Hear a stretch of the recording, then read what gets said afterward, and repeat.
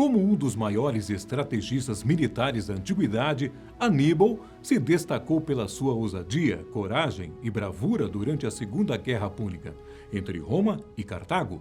Suas táticas de guerra foram tão boas que são estudadas ainda hoje. Por isso, não é exagero dizer que ele foi o responsável por quase derrubar Roma. Eu sou Maurício Santos e hoje, aqui na Fatos Desconhecidos, te conto a história de vida de Aníbal e todas as suas estratégias de guerra. Seja bem-vindo!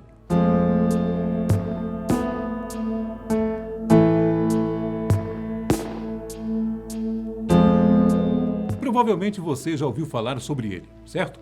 Aníbal Barca, o homem que liderou uma equipe de elefantes no sul da Europa contra Roma, na Segunda Guerra Púnica. Suas batalhas são estudadas até hoje, mesmo passados aí mais de 2.200 anos, desde que ele quase derrotou Roma de forma esmagadora. Nas aulas de história da escola, é comum que ele seja considerado como um dos maiores generais militares de todos os tempos. Afinal, Aníbal foi um verdadeiro gênio como líder, general e estrategista. Você lembra de ter estudado isso, certo? Não? Caso não tenha recordações, pode deixar que eu te conte a história. Aníbal nasceu no ano 247 a.C., em Cartago, onde hoje fica a atual Tunis, localizada na Tunísia, e que antes era considerado o grande império comercial do norte da África. Filho de um general sênior do exército, ele teve a quem puxar seus gostos pela carreira militar. E Amílcar Barca, seu pai, não poupou esforços para que ele se tornasse quem foi. Por ser um general respeitado do exército, o grande desejo de Amílcar era que seu filho se tornasse seu sucessor. Para se ter uma ideia, o homem fez com que Aníbal, ainda uma criança de 9 anos, mergulhasse a mão em sangue e fizesse um juramento de ódio contra Roma. Juramento pelo qual Aníbal viveu até a sua morte. Mas, afinal, o que havia acontecido para que ele tivesse tanta raiva de Roma? É simples. Amílcar lutou contra os romanos durante a Primeira Guerra Púnica, que ocorreu entre os anos de 264 a 241 a.C., e perdeu.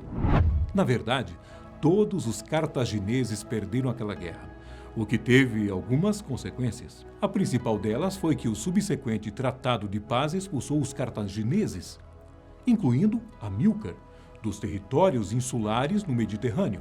E claro, isso forçou Cartago a entregar a valiosa colônia da Sicília e pagar muito dinheiro para Roma.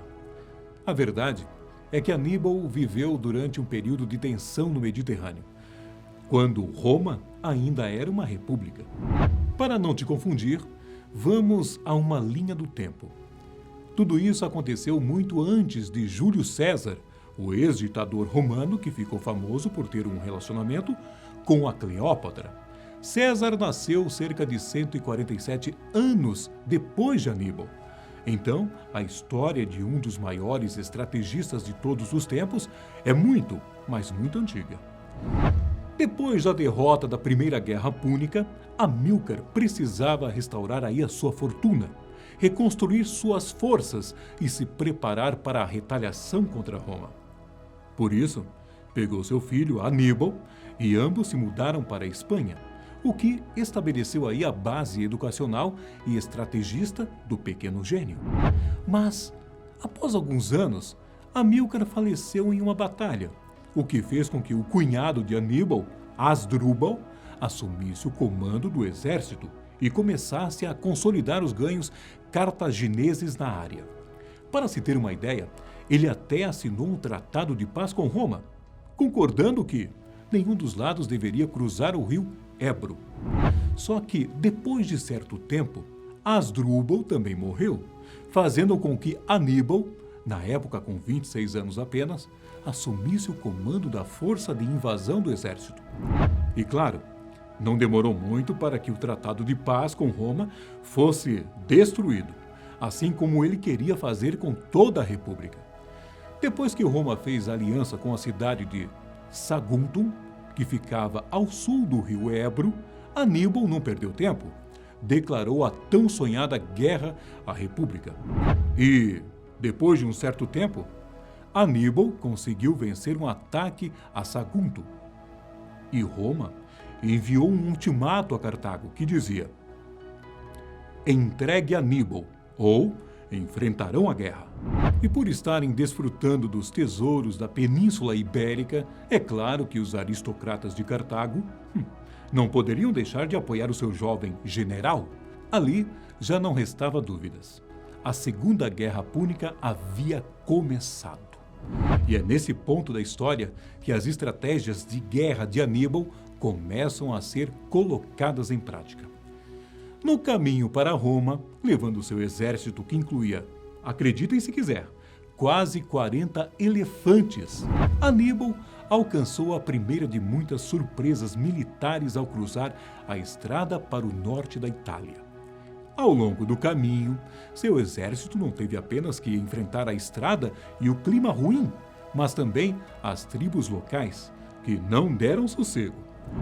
Vale ressaltar que, naquela época, o estribo ainda não tinha sido inventado.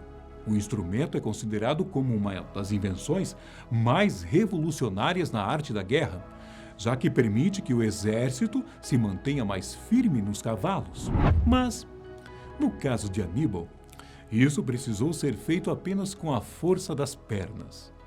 Para se ter uma ideia, a travessia durou cerca de 17 dias, o que resultou na perda de alguns elefantes e no cansaço extremo de Aníbal.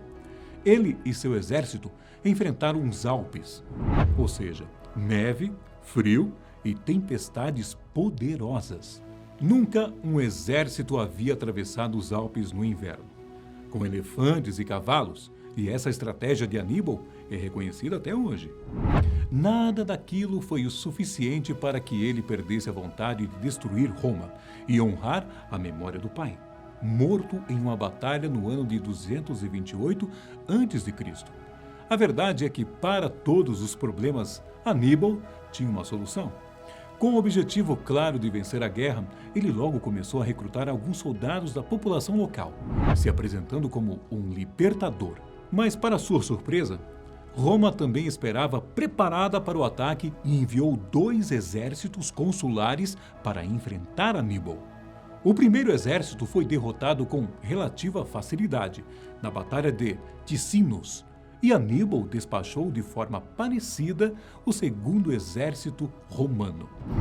E é claro que, como bom estrategista, ele estava apenas atraindo seu inimigo para perto antes de cercá-los completamente.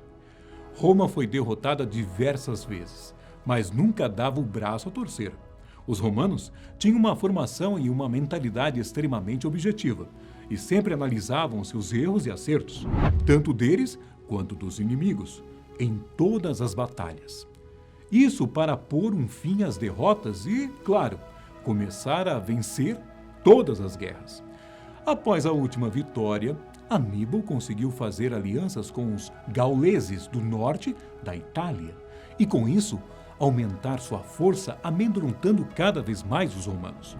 Durante as batalhas seguintes, ele fez com que os romanos perdessem literalmente metade do seu exército. Enquanto isso, sua equipe contava com mais de 60 mil homens. Nada mal, hein? Depois disso, vieram cada vez mais derrotas vindas de Roma. Mas a principal delas foi a Batalha de Cannas, uma das mais estudadas da história e que, inclusive, serviu de base para a estratégia alemã na Primeira e Segunda Guerra Mundial. Mas isso, contado com todos os detalhes, que são muitos, é história para outro vídeo. Continuando, é claro, Aníbal venceu a batalha, o que quase destruiu Roma.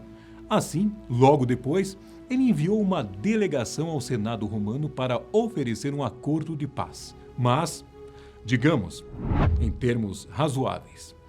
O que, claro, foi negado por Roma. Nesse ponto da história, a gente pode entender os motivos que fizeram Roma ser o maior império do mundo e durar milênios. Eles não desistiram.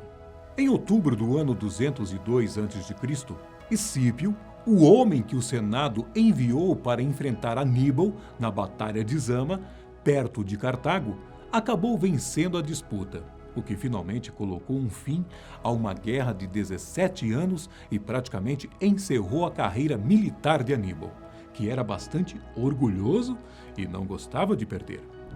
Depois disso, com quase 50 anos, Aníbal foi eleito magistrado em Cartago, mas sob pressão de Roma. A verdade é que os romanos ainda tinham muito medo dele e, por isso, continuavam o perseguindo. Mas Aníbal estava decidido. Em um juramento, ele disse que nunca mais iria ser capturado por seus velhos inimigos e, consequentemente, nunca mais iria perder uma batalha sequer.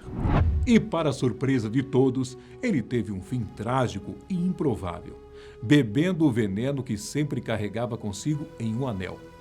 Ele se suicidou na cidade de Libissa, nas margens do mar de Mármara, no ano de 183 a.C., mesmo ano em que Escípio, o homem que o derrotou, também morreu.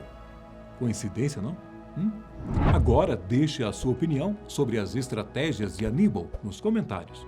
Eu quero ver todo mundo falando se lembrava ou não de ter estudado sobre ele na escola. Um abraço, fique com Deus e até o próximo vídeo. Tchau!